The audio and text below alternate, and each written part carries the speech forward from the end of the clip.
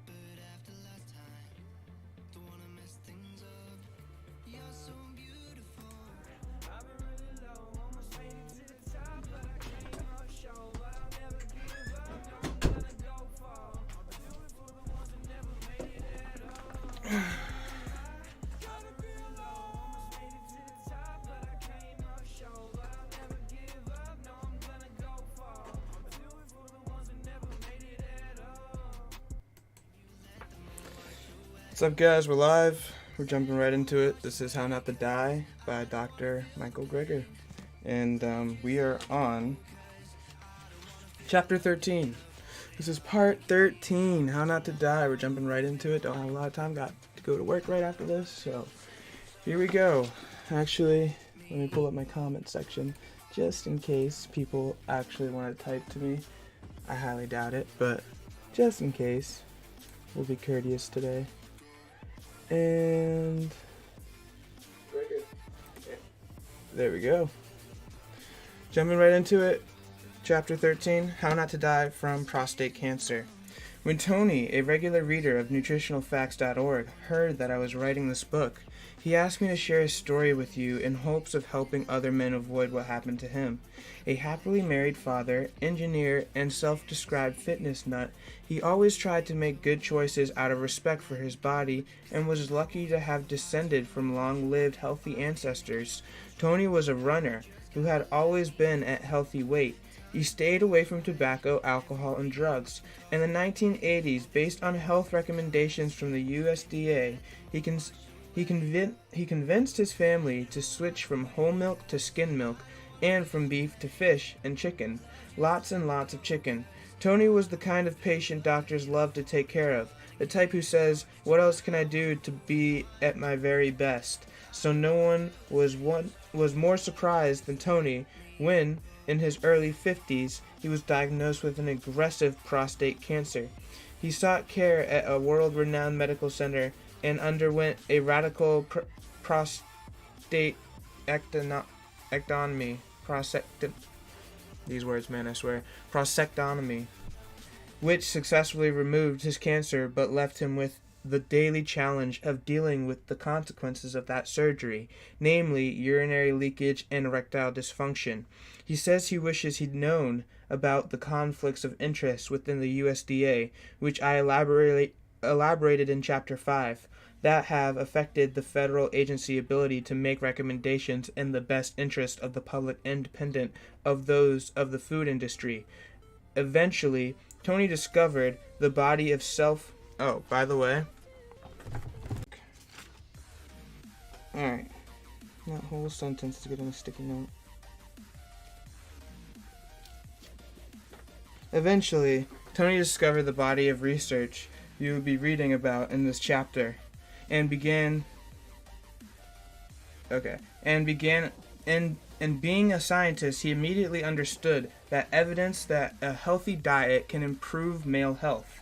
He has eaten a plant-based diet for the last several years, takes flaxseed every day, and had no recurrence of cancer.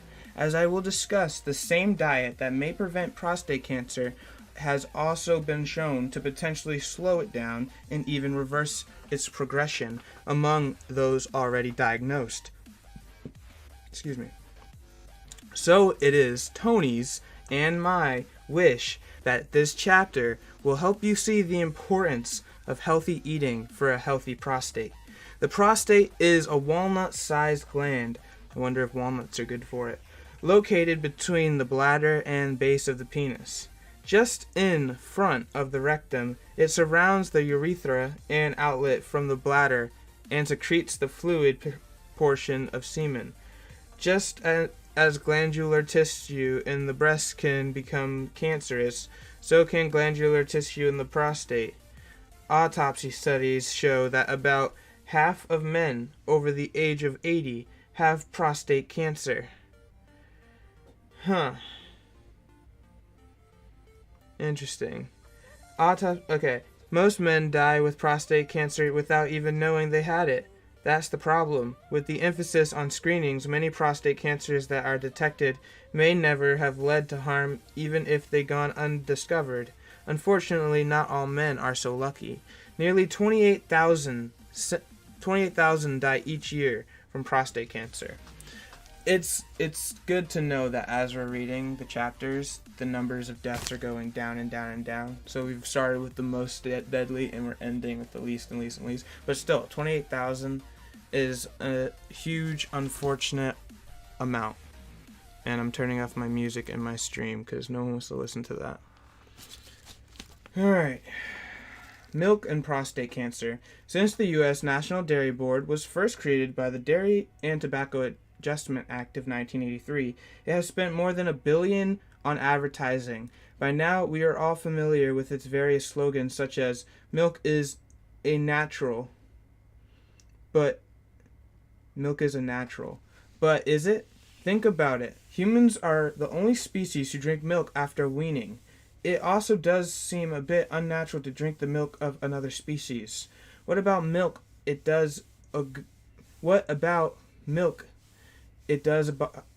can't even read this slogan. What about milk? It does a body good. All foods of animal origin contain sex steroids hormones such as estrogen. But today's genetically improved in quotes, dairy cows are milked throughout their pregnancies, which their reproductive hormones are particularly high. These hormones, naturally found even in organic cow's milk, may play a role in various associations identified between milk and other dairy products and hormone-related conditions, including acne, diminished male reproductive potential, and premature puberty. That's getting a big old sticky note.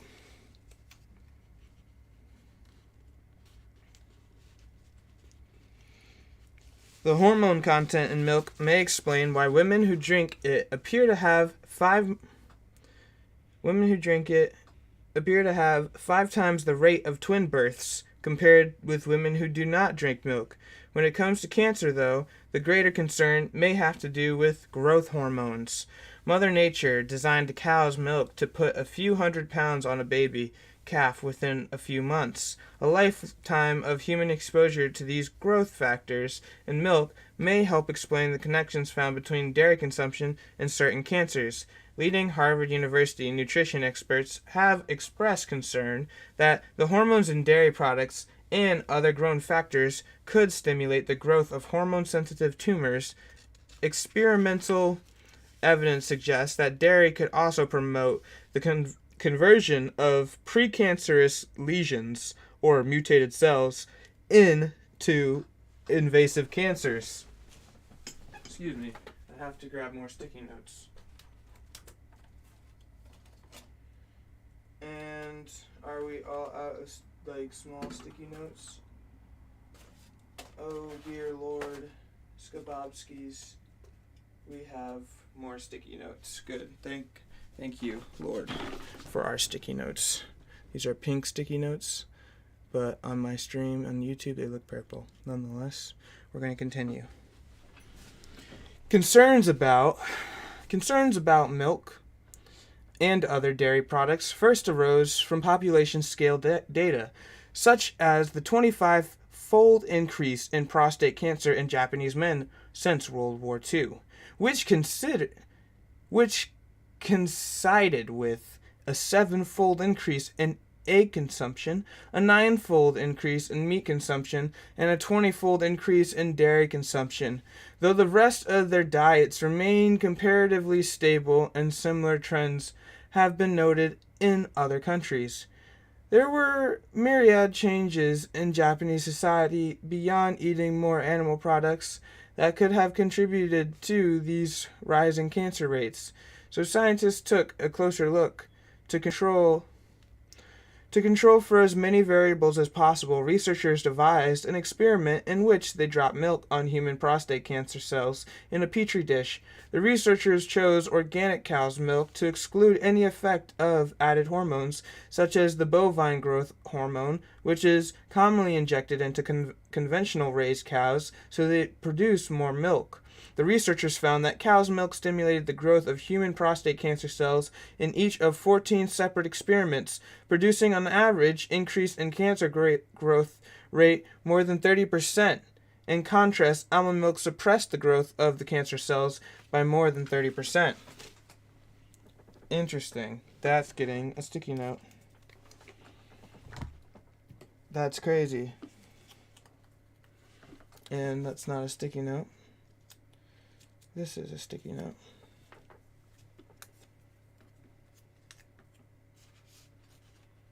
What happens in a petri dish, though, doesn't necessarily happen in people. Nevertheless, a compilation of case control studies did conclude that cow's milk consumption is a risk factor for prostate cancer, and the same outcome was found for cohort studies.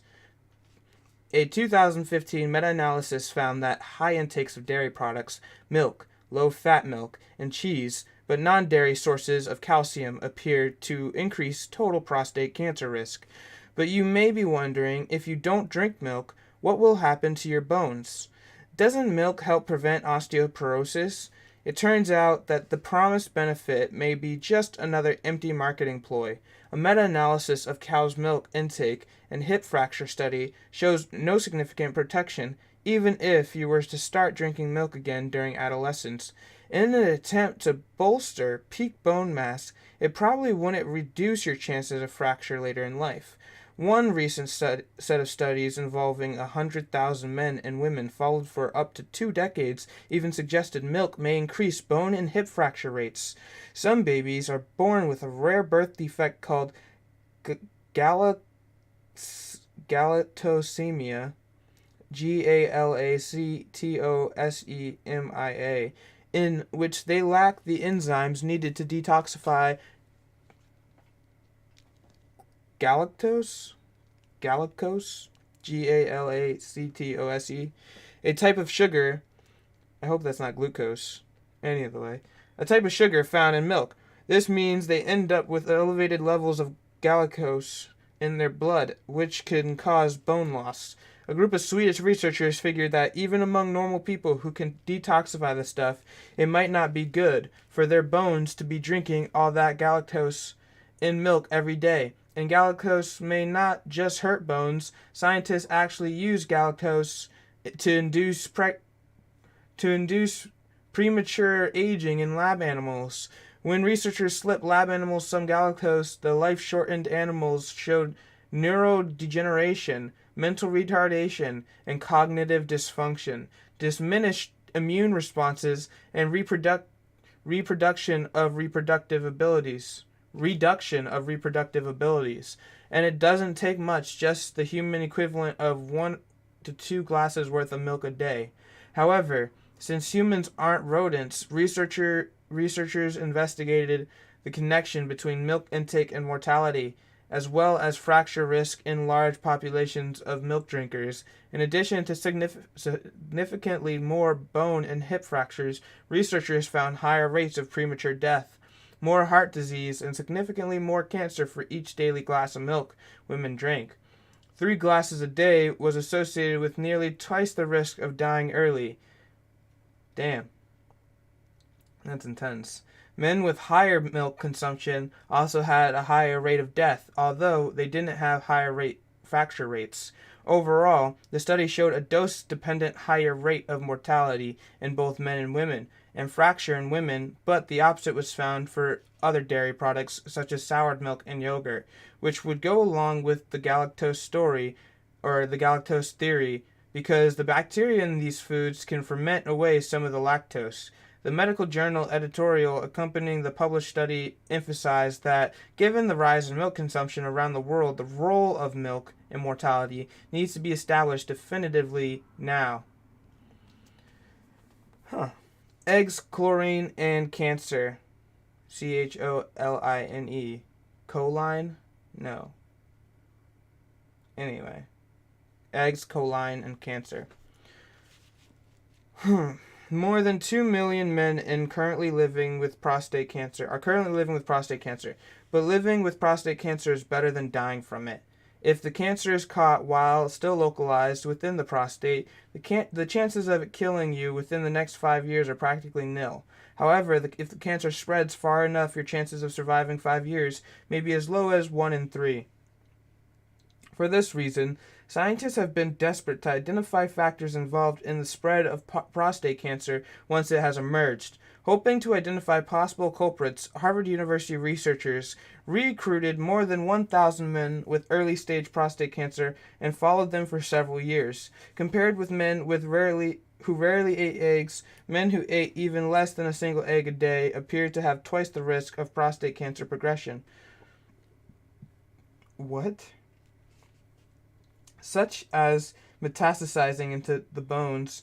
The only thing potentially worse for prostate cancer than eggs was poultry.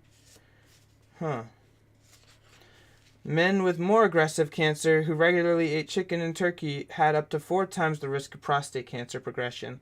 The researchers suggested that the link between consuming poultry and advancing cancer may be due to cooked meat carcinogens such as heterocolic amines, AMINES, as discussed in Chapter 11. For unknown reasons, these carcinogens build up more in the muscles of chickens and the turkeys than in those of other animals. But what cancer-promoting substances is there in eggs? How could eating less than an egg a day double the risk of cancer invasion? The answer may be choline, choline, a compound found concentrated in eggs. Higher levels of choline in the blood have been associated with increased risk of developing prostate cancer in the first place. This may explain the link between eggs and cancer progression. But what about cancer mortality? In a paper entitled Choline Intake and Risk of Lethal Prostate Cancer, the same Harvard team found that men who consumed the most choline from blood also had an increased risk of cancer death. Men who consume 2.5 or more eggs per week, basically an egg every 3 days, may have an 81% increased risk of dying from prostate cancer. The choline in eggs, like the carnitine, carnitine, in red meat, can't be creatine, carnitine, whatever, in red meat is converted to methylene, trimethylamine, trimethylamine, any other way, by bacteria that exist in the guts of those who eat meat. And trimethylene, once oxidized in the liver, appears to increase the risk of heart attack, stroke, and premature death. No one wants that. Ironically, the presence of choline in eggs is something the egg industry boasts about, even though most Americans get more than enough choline. Mind you, the industry executives are aware of the cancer connection. Though the Freedom of Information Act, I was able to get my hands on an email from an executive director of the Egg Nutrition Board directed to an other egg industry executive that discussed the Harvard study suggesting that choline is a culprit in promoting cancer progression. Certainly worth keeping in mind, he wrote, as we continue to promote choline as another good reason to consume eggs. Diet versus exercise. Nathan Pritkin, the man who helped launch a lifestyle medicine revolution and saved my grandma's life, was a nutritionist or a dietitian. Wasn't a nutritionist, big key difference. Wasn't a nutritionist or a dietitian. He wasn't even a doctor. He was an engineer. When he was diagnosed with the heart disease in his 40s, Pritkin reviewed all the available research himself and decided to try eating the type of diet followed by populations in places like rural Africa, where heart disease was rare. He figured that if he stopped eating... That's getting a sticky note.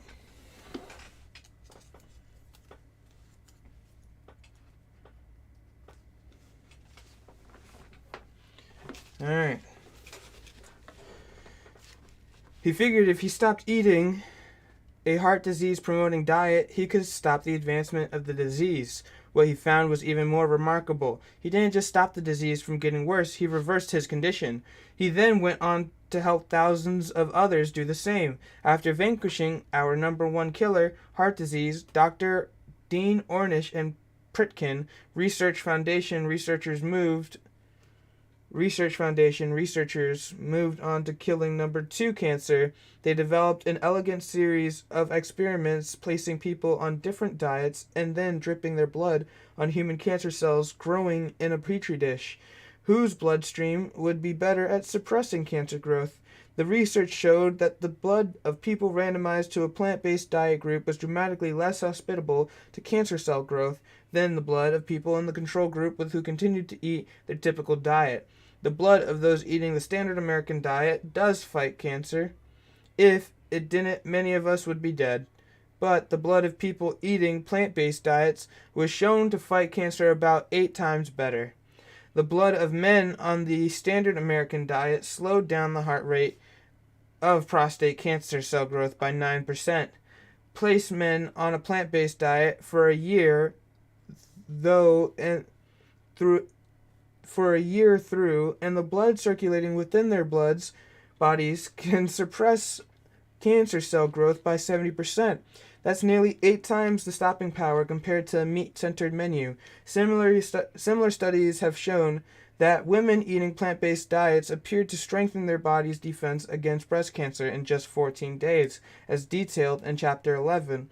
It's as if we are a totally different person inside after eating and living healthfully for just a couple of weeks. It should be noted that The strengthening of cancer defenses in all these studies involved eating a plant-based diet and exercising. For example, in the breast cancer study, the women were asked to walk 30 to 60 minutes a day. How then do we know it was the diet that made their blood more effective at surpassing cancer growth? To tease out the effects of diet and exercise, a UCLA research team compared three groups of men: a plant-based diet and exercise group, an exercise-only group, and a control group of sedentary people eating standard fare, F-A-R-E, eating standard fare. The diet and exercise group had been following a plant-based diet for 14 years, along with participating in moderate exercise such as daily walking. The exercise-only group, eating the standard American diet, on the other hand, had spent about 14 years exercising strenuously for an hour a day at the gym at least 5 times a week. The researchers wanted to know if people who exercise hard enough for long enough develop cancer-fighting abilities that rival that of strolling plant eaters. To find out, blood from each of the three groups was dripped into the prostate cancer cells growing in a petri dish to see whose blood kicked more cancer's butt. The blood of the control group wasn't completely defenseless. Even if you are a French fry eating couch potato, your blood may still be able to kill off 1 to 2% of cancer cells, but the blood of those exercised strenuously every weekday for 15 years killed 2,000% more cancer cells than the control groups. Fantastic results of the blood of those in the plant-based diet and exercise group wiped out an astounding 4,000% more cancer cells than that of the first group. Clearly, exercise alone had dramatic effect, but at the end of the day, thousands of hours in the gym appeared to be no match for a plant-based diet. Prostate cancer reversal through diet. If a healthy diet can turn your bloodstream into a cancer-fighting machine, what about using it not just to prevent cancer, but also to treat it? Other leading killers, including heart disease, type 2 diabetes, and hypertension, can be prevented, arrested, and even reversed. So why not cancer? To test this question, Dr. Ornish and his colleagues recruited 93 men with prostate cancer who had chosen not to undergo any conventional treatment. Prostate cancer can be slow growing, and the side effects of treatment so onerous,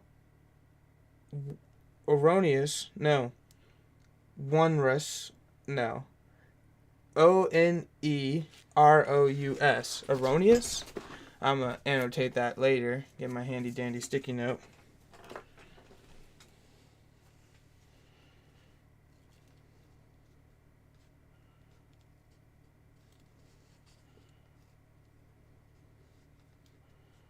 Where was I?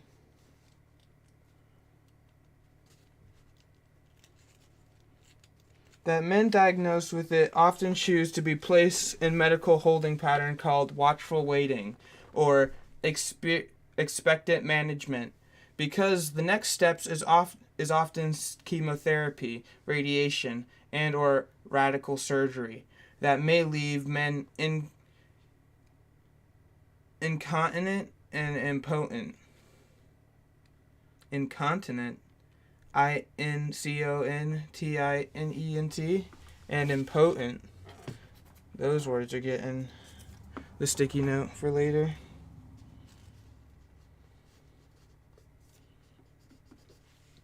Doctors try to delay treatment as long as possible, and since these patients aren't actively doing anything to treat the disease, they represent an ideal population in whom to investigate the power of diet and lifestyle interventions. The prostate cancer patients were randomized into 2 groups: a control group that wasn't given any diet or lifestyle advice beyond whatever their personal doctors told them to do, and a healthy living group prescribed a strict plant-based diet centered around fruits, vegetables, whole grains, and beans, along with other healthy lifestyle changes, such as walking for 30 minutes 6 days a week. Cancer progression was tracked using PSA levels, a marker of prostate cancer growth inside the body. After a year, the control group's PSA levels increased by 6%. That's what cancer tends to do, grow over time. but among the healthy living group, PSA levels decreased by 4%, suggesting an average shrinkage of their tumors. No surgery, no chemotherapy, no radiation, just eating and living healthfully. Biopsies taken before and after the diet and lifestyle intervention showed that the expression of more than 500 genes was affected. This was one of the first demonstrations that changing what you eat and how you live can affect you at a genetic level. That's getting a sticky note.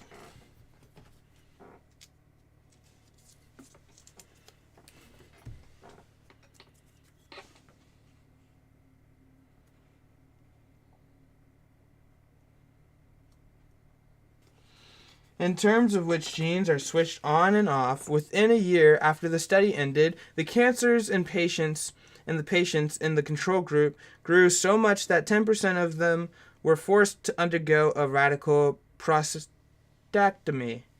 Prostatectomy.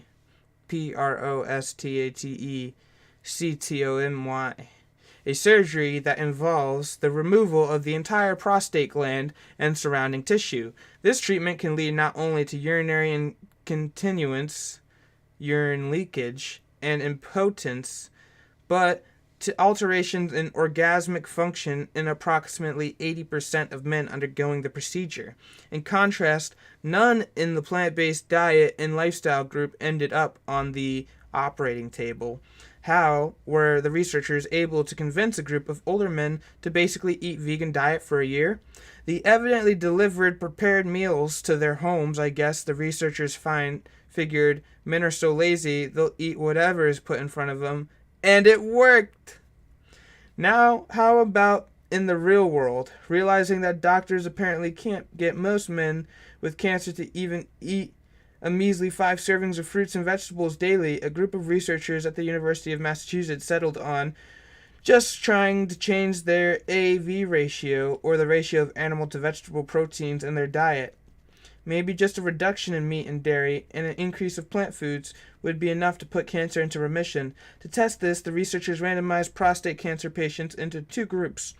One group that attended classes on eating a more plant-based diet, and a conventional care group that received no dietary instruction.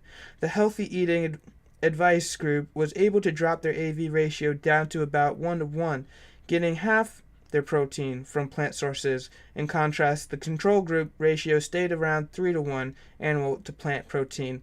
Those on half vegan diet did appear to slow down their growth of their cancer.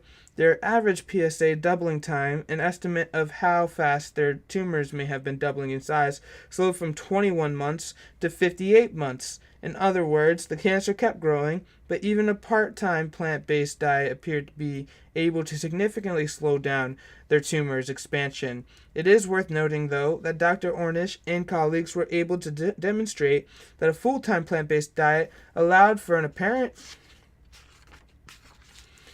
reversal in cancer growth. Interesting.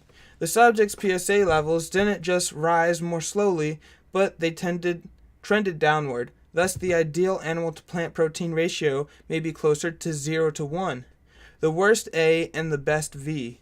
What if there's just no way Grandpa's going vegan, leaving you with only half measures? What would be the one short list of foods for him to avoid or include in his diet? Based on Harvard University prostate cancer progression and mortality data detailed above, eggs and poultry may be the worst offenders. Patients may face twice the cancer progression risk from eating less than a single egg per day, and up to quadruple the risk of eating less than a single serving of chicken or turkey daily.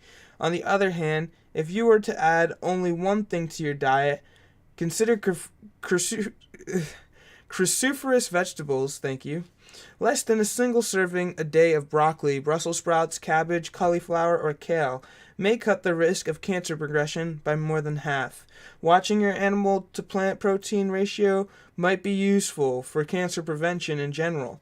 For example, the largest study ever performed on diet and bladder cancer, comprising nearly 500,000 people, found that an increase in animal protein consumption of just 3% was associated with a 15% increased risk of bladder cancer. On the other hand, an increase in plant protein intake.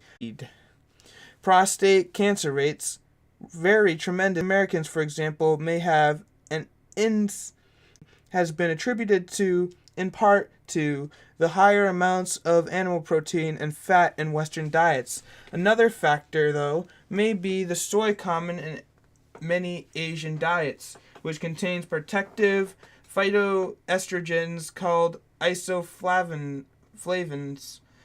As detailed in Chapter 11, the other major class of phytoestrogens is lignans. Yes, we are putting a sticky note under that. Is lignans found throughout the plant kingdom, but especially concentrated in flax seeds. Higher levels of lignans tend to be found in the prostate fluids of populations of men with relatively low rates of prostate cancer, and lignans have also been shown to slow the growth of prostate cancer cells in a petri dish. Researchers decided to put lignans to the test by asking men with prostate cancer scheduled for prostate removal surgery the following month to consume 3 tablespoons a day of flaxseed.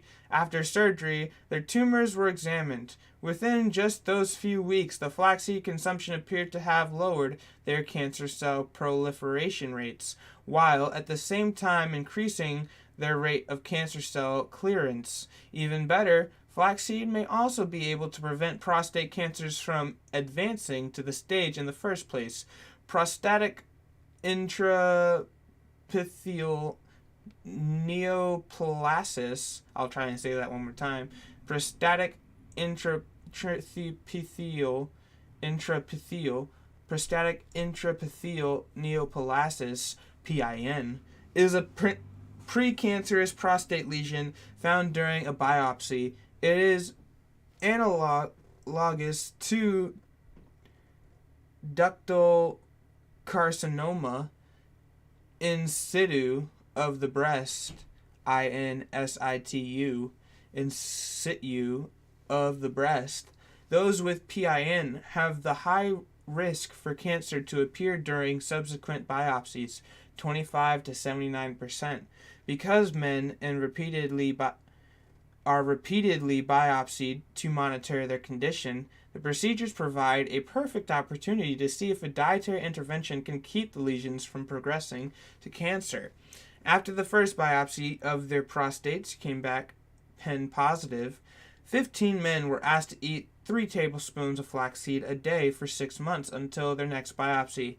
After that time, they showed a significant drop in PSA levels and biopsy cell proliferation rates, suggesting that flax seeds may indeed thwart the progression of prostate cancer.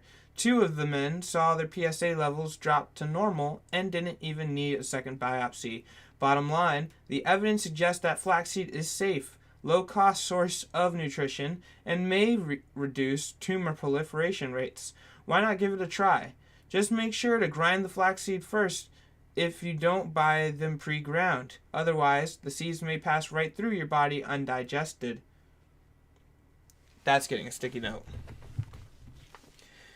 Buy pre-ground flax seeds.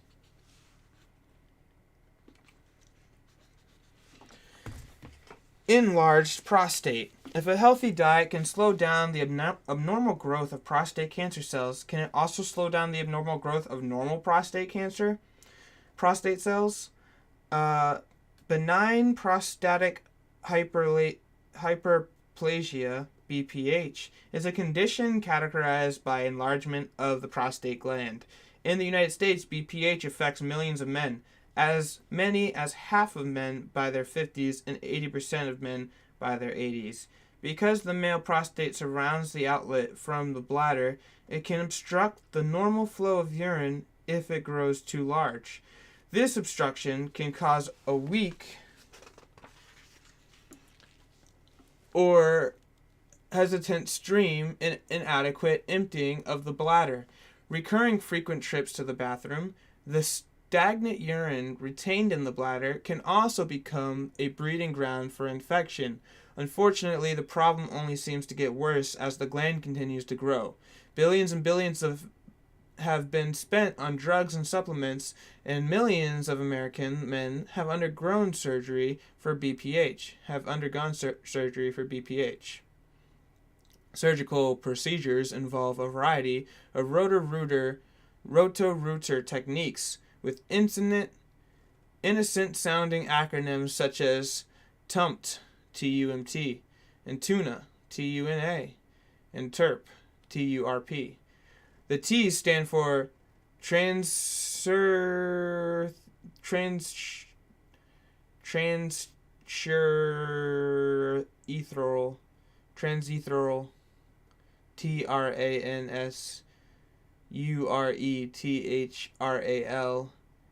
meaning going up the penis with the instrument called a rectoscope.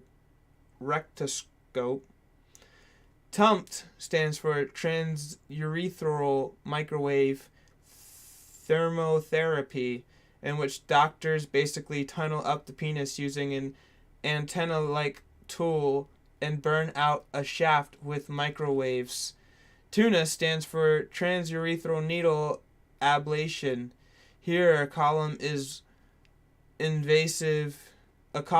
burned out with a pair of heated needles, and these are so-called minimally invasive techniques. The gold standard produced is the TURP, wherein surgeons essentially use a loop of wire to core out the prostate. Side effects include postoperative discomfort.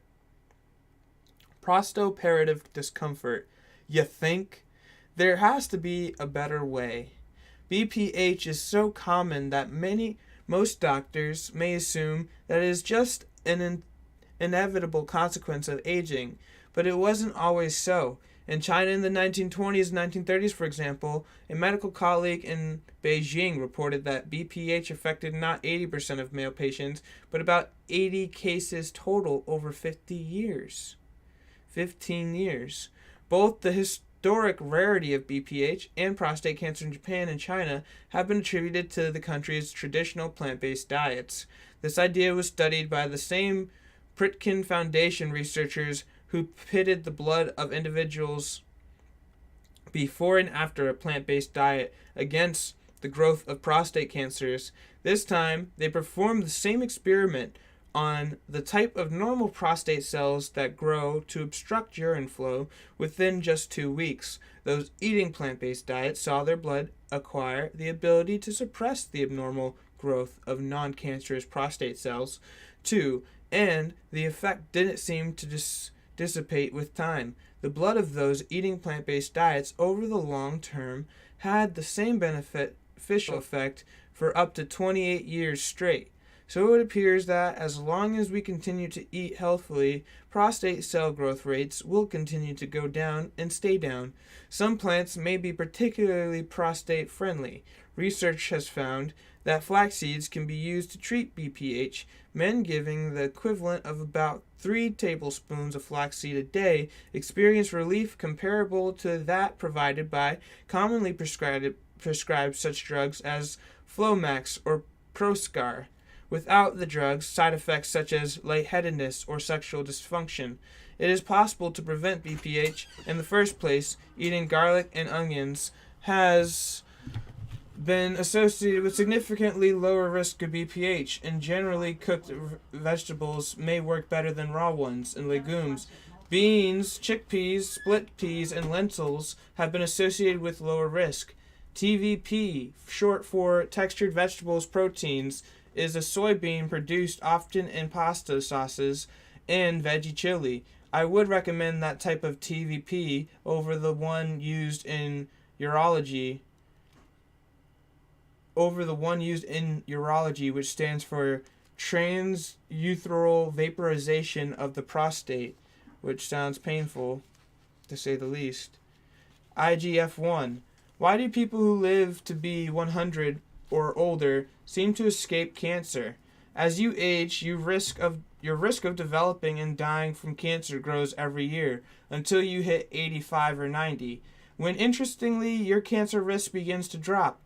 Indeed, if you don't get cancer by a certain age, you may never get it. What accounts for this relative resistance to cancer among centurions?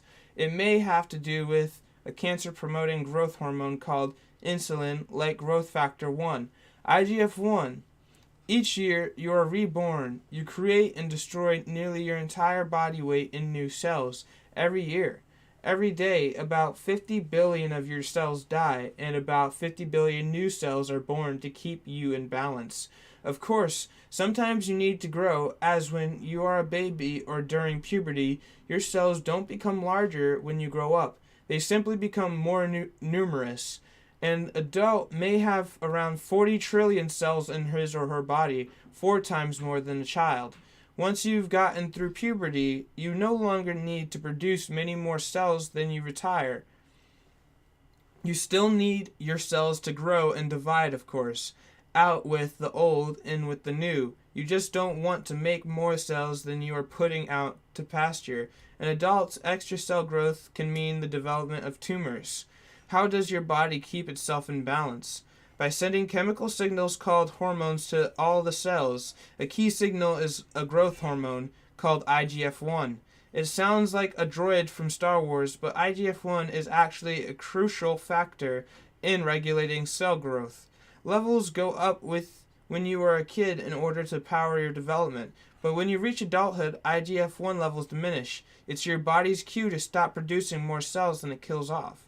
Should your levels of IGF-1 remain too high when you reach adulthood, however, your cells will constantly receive a message to grow, divide, and keep going and growing. Not surprisingly, the more IGF-1 you have in your bloodstream, the higher your risk for developing cancers, such as prostate cancer. There is a rare form of dwarfism called Laron syndrome that is caused by the body's inability to produce IGF-1. Affected individuals grow to be only a few feet tall, but they also almost never get cancer. Laron syndrome is a sort of cancer-proofing mutation which leads scientists to wonder, what if you could get all the IGF-1 you needed as a child to grow to a normal height, but then down-regulate this hormone as adults and thereby turn off excess growth signals? It turns out you can do just that, not with surgery or medication, but through simple dietary choices. The release of IGF-1 appears to be triggered by the consumption of animal protein. This may explain why you can so dramatically bolster the cancer-fighting power of your bloodstream within weeks of eating plant-based diet. Remember, the experiments in which dripping the blood from people eating healthy diets onto cancer cells wiped more of them out. Well, if you added back to the cancer cells the amount of IGF-1 that left the plant eater's system, guess what happens? The diet and exercise effect disappears. The cancer cell growth comes surging back. This is how we suspect plant-based eating boosts our blood defenses. By reducing animal protein intake, we reduce our levels of IGF-1. After just 11 days of cutting back on animal protein, your IGF-1 levels can drop by 20%, and your level of IGF-1 binding protein can drop by 50%. Yeah, I guess that deserves a sticky note.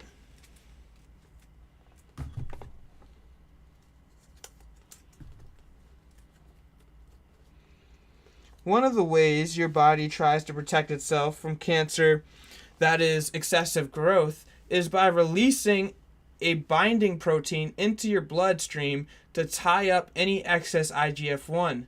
Think of it as the body's emergency brake. Even if you manage to downregulate production of new IGF-1 through diet, what about all that excess IGF-1 still circulating from the bacon and eggs you may be eating 2 weeks before?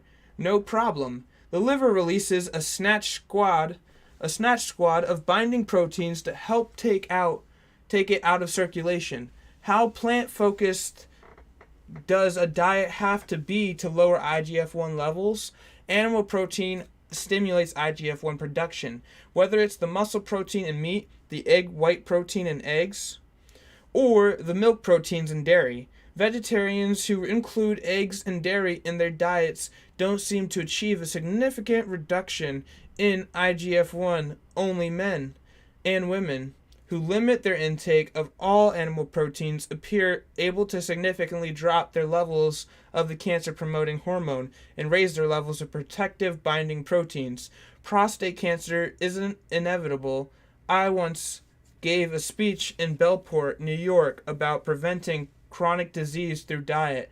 Afterward, an audience member named John was inspired to email me and recount his battle with prostate cancer. Diagnosed at age 52, John had 6 needle core biopsies performed, and each showed his cancer to be very aggressive. John's doctor immediately recommended surgery to remove his entire prostate. Instead of going under the knife, John decided to switch to a plant-based diet. 8 months later, he had another biopsy. His doctors were astonished to see that only 10% of his cancer remained.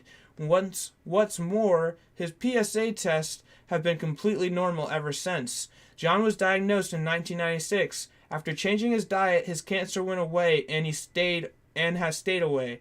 John may have just gotten lucky, though. I do not recommend that people ignore their doctor's advice. Whatever you and your medical team decide to get together, healthy diet and lifestyle changes can presumably only help. That's the nice thing about lifestyle interventions. They can be implemented in addition to whatever other treatment options are chosen. In a research setting, that can complicate matters, as you don't know which action may be responsible for any improvement.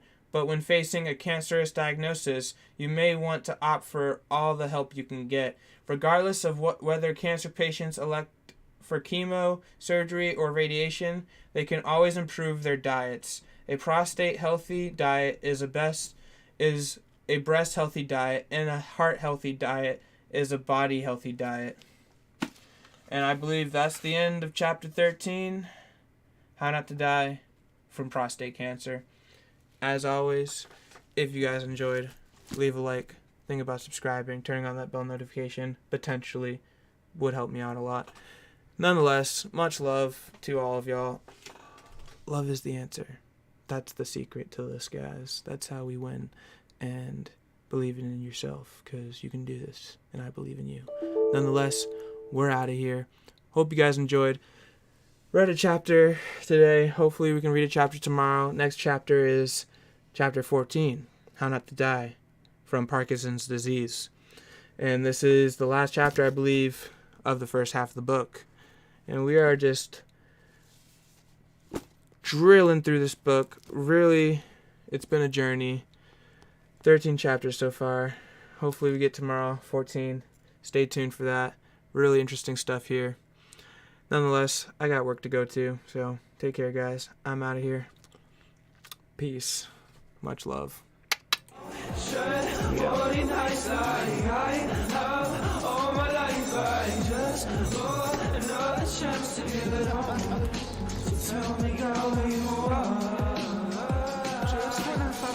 To myself, I've seen something that is floating across that edge. Is it possible that God has been with me? Whole time on this broken set. Just wanna be heard above